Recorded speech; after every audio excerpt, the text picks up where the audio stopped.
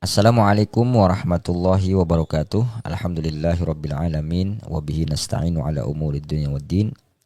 Wassalatu wassalamu ala asyrafil anbiya'i wal mursalin wa ala alihi washabbihi ajma'in, amma ba'du. Selamat datang kembali sahabat-sahabat di channel ini. Mudah-mudahan kita semua senantiasa dalam keadaan sehat walafiat, dimudahkan segala urusan kita, dipanjangkan umur kita, dimurahkan rezeki kita ya. Amin ya rabbal alamin. Pasca terjadinya bentrok antara PWI Laskar Sabilillah dengan FPI di Kabupaten Pemalang ya, hari malam Rabu kemarin, kemudian muncul isu-isu setelahnya ya. Masing-masing kelompok itu melakukan konter narasi yang kurang berimbang ya.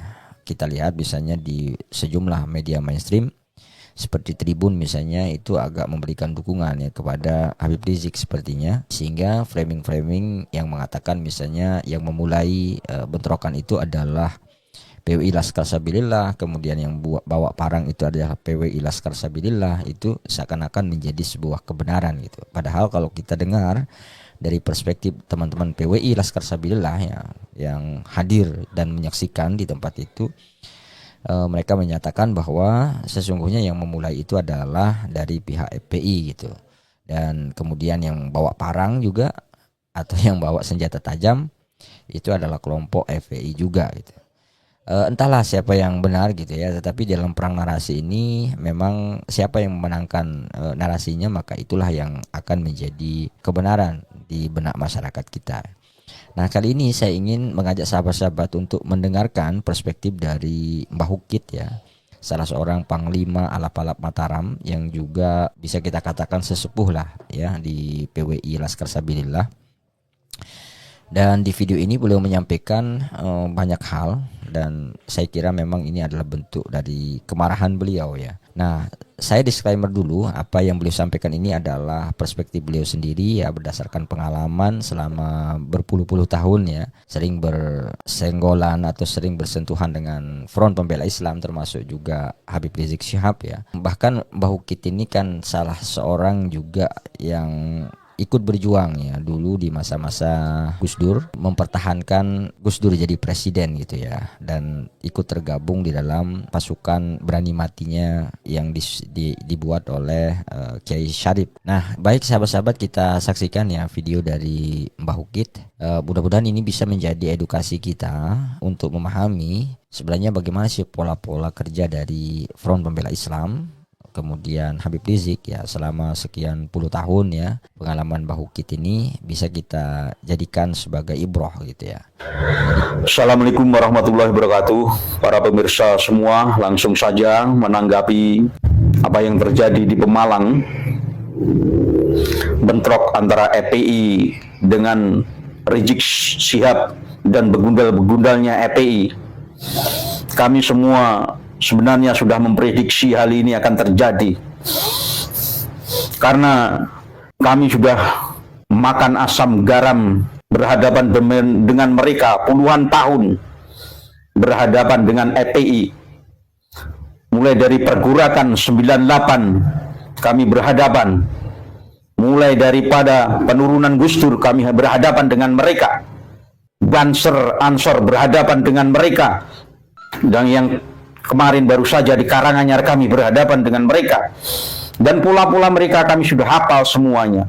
Di Pemalang kami berhadapan, dulu waktu pelantikan PWLS Pemalang juga terjadi hal seperti itu, tapi kami waktu itu Mbah Hukit terjun di lapangan, sehingga waktu itu Mbah Hukit tekan kepada Dandim dan Polres untuk membubarkan demo itu, karena itu sebenarnya tugas keamanan bagi mereka. Pada waktu itu Mbah Hukit katakan, tugas keamanan ini, saya tanya kepada polisi dan Dandim, tugas keamanan ini tugas saya atau tugas sampean atau tugas saya?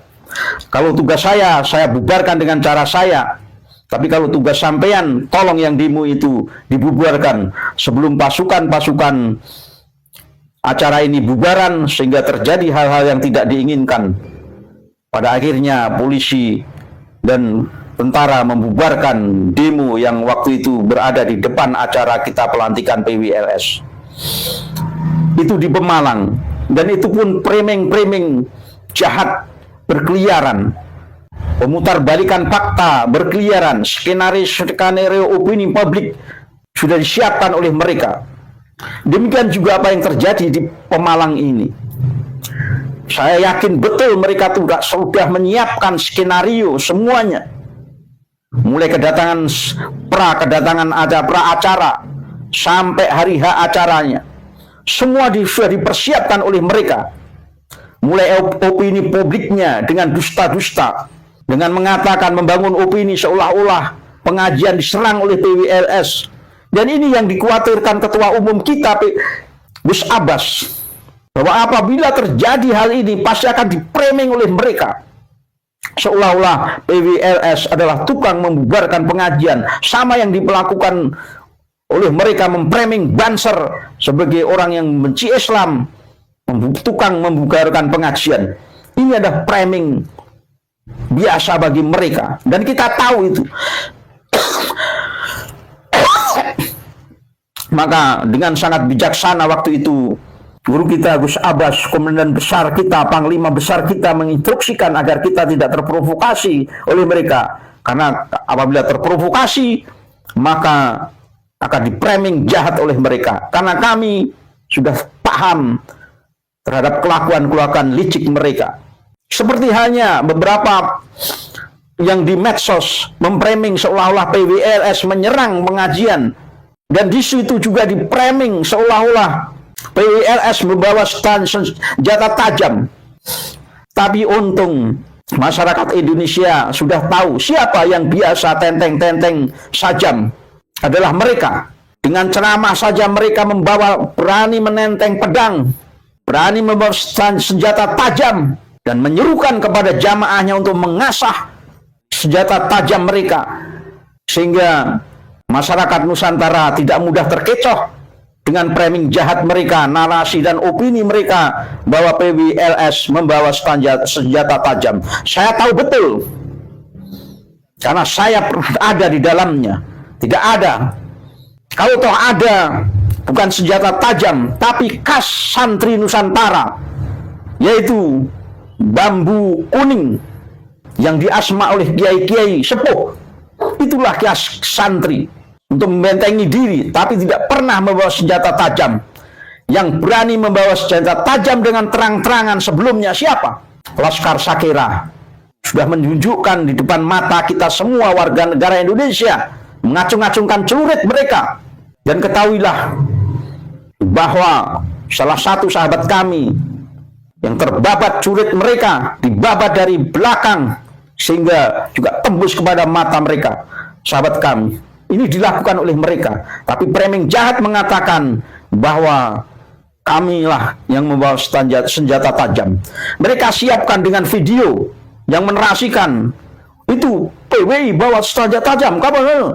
Waktu terjadi ini pola-pola mereka, kami sudah hafal, sudah mereka siapkan. Harus ada yang bikin video seperti ini. Harus ada orang yang begini untuk menunjukkan akhlak seolah-olah ada anggota PWI yang tertangkap, kemudian dengan membangun narasi seolah-olah FPI Santun, PWI itu anggota PWI itu dikembalikan. Ini rasai busuk mereka. Jangan terkecoh, kami sudah hafal pola-pola mereka.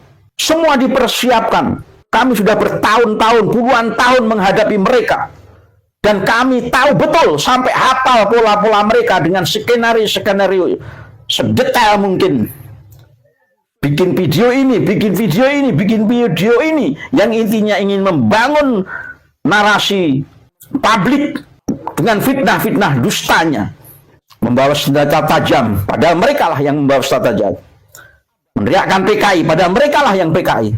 Dengan membangun narasi publik seolah-olah mereka berakhlak. Sama, berkali-kali narasinya, modelnya seperti itu juga. Waktu di Karanganyar, waktu di mana saja, saya berhadapan dengan mereka. Narasi-narasi opini, membangun opini seperti itu akan diciptakan oleh mereka. Waktu saat pergerakan mereka bikin video-video seperti itu. Sehingga seolah-olah videonya itu langsung.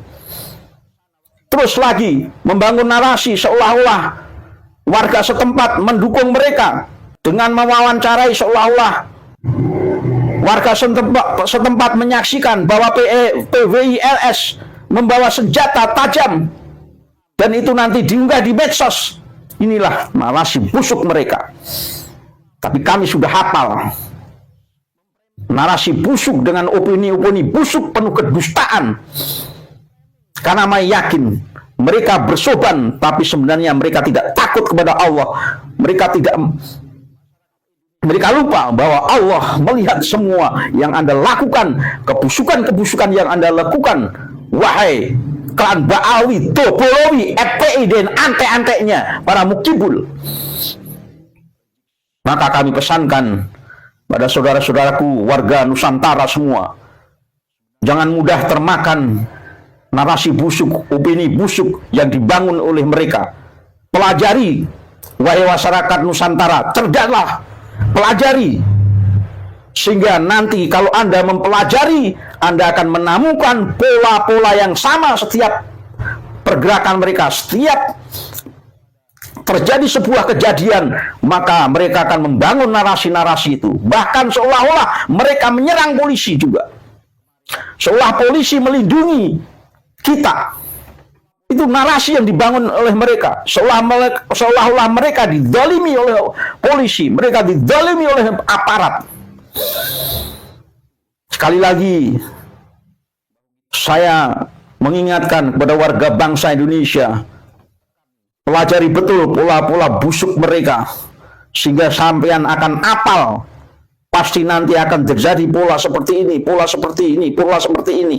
Dan itu saya sudah apal, karena saya berpuluh-puluh tahun sampai saya janggut putih seperti ini. Sudah makan asam garam pergerakan di dalam dengan mereka. Terakhir di Karanganyar juga di pola seperti itu.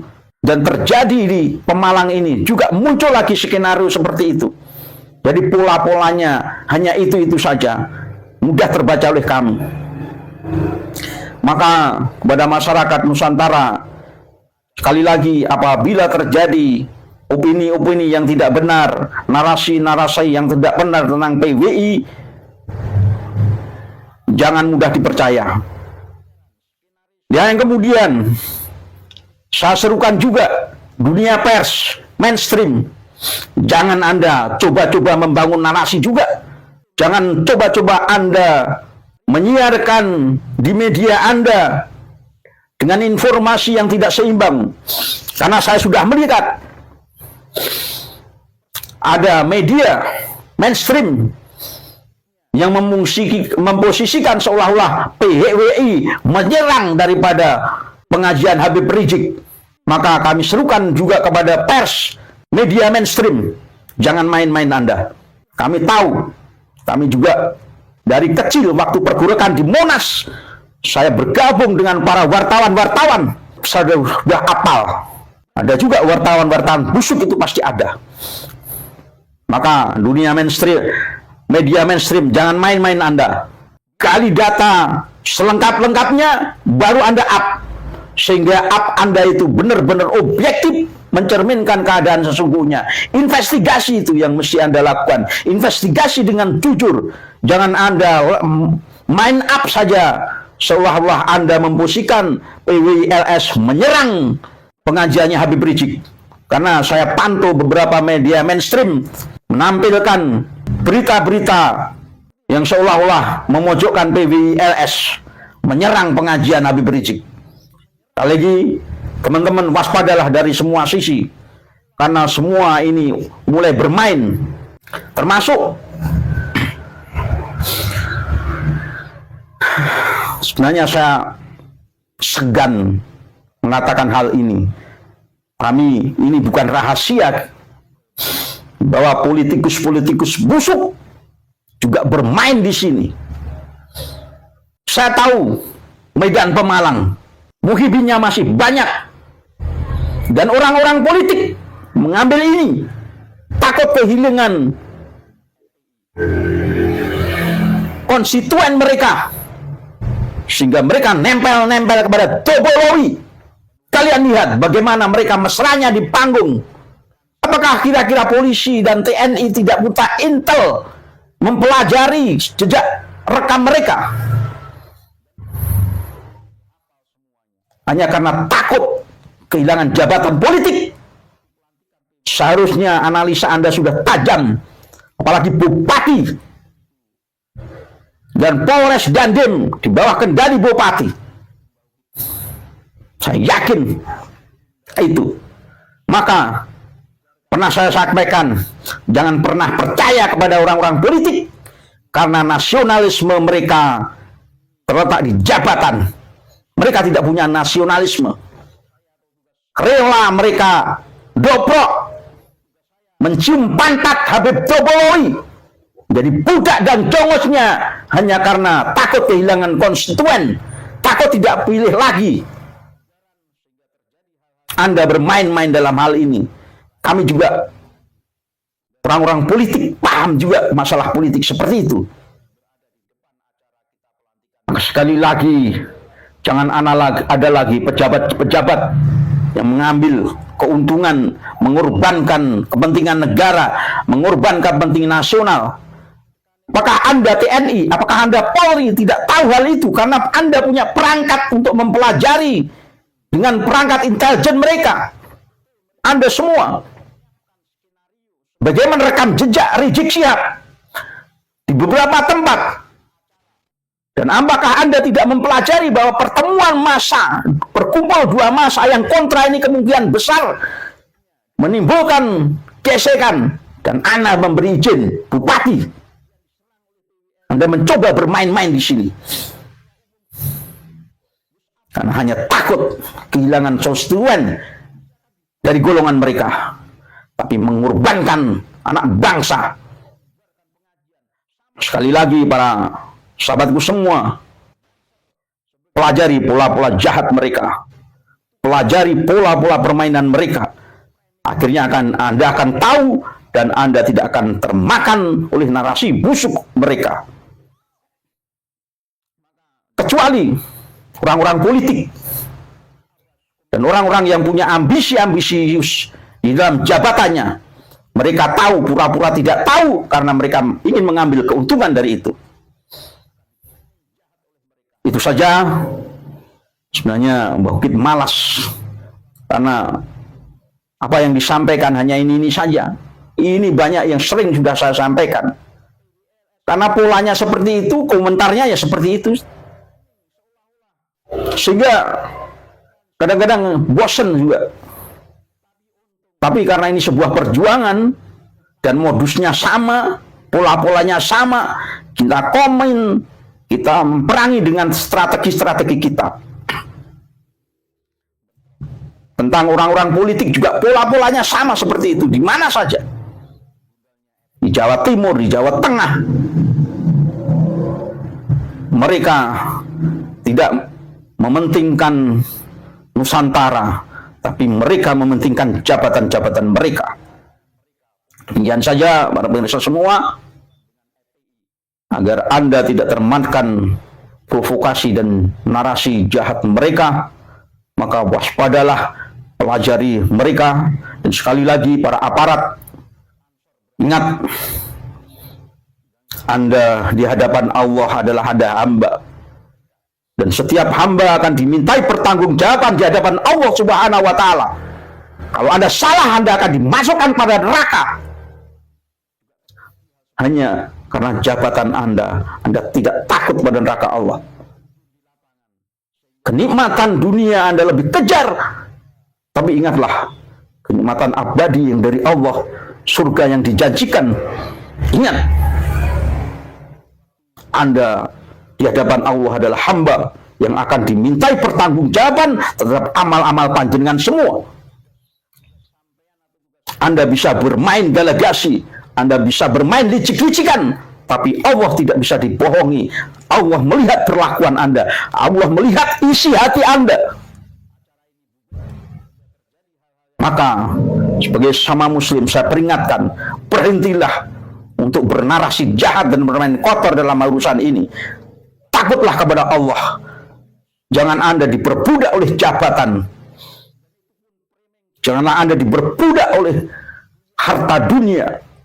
Kegilaan Anda kepada jabatan, harta dunia menjerumuskan Anda kepada kehinaan, di dunia dan lagi kehinaan di akhirat.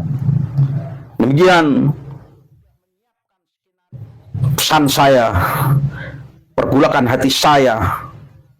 Untuk waktu di Pemalang ini saya tidak berangkat karena badan agak nggak sehat, dan saya juga sudah memutuskan untuk mengalihkan strategi dakwah kita lebih menyentuh kepada akar rumput, mengurusi jamaah-jamaah, majelis taklim, warga, di tongkrongan, di komunitas-komunitas mana saja saya masuki untuk menerangkan hal ini. Jadi jangan heran kalau Anda lihat YouTube saya masuk dalam berbagai komunitas, tapi misi satunya adalah edukasi agar mereka, warga bangsa, tidak terkecoh dengan permainan-permainan busuk klan Tobolowi ini. Demikian saja, wallahu muwaffiq ila thoriq. Wassalamualaikum warahmatullahi wabarakatuh. Waspadalah wahai rakyat Nusantara. Negara Anda tidak dalam keadaan baik-baik saja karena ulah-ulah orang-orang luar yang ingin memporak-porandakan peradaban Nusantara. Dari sisi mana saja mereka bergerak untuk menghancurkan, sisi keagamaan, sisi budaya, sisi kenegaraan, mereka mencoba untuk menghancurkan semua itu. Waspadalah, tetap jaga kebinekaan. Slogan kita, Pancasila, adalah sudah teruji menghadapi semua ini.